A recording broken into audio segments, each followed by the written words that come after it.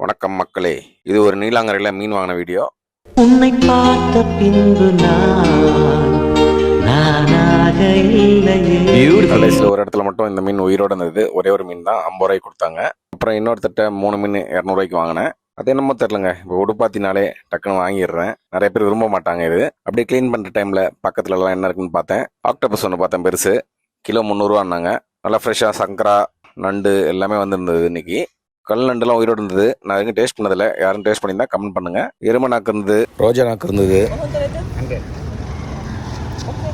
ஒரு ஜப்பான் நாக்கு, அந்த இருக்கிற சங்குலாம் 100 ரூபாய்க்கு வாங்கிட்டு போனாங்க.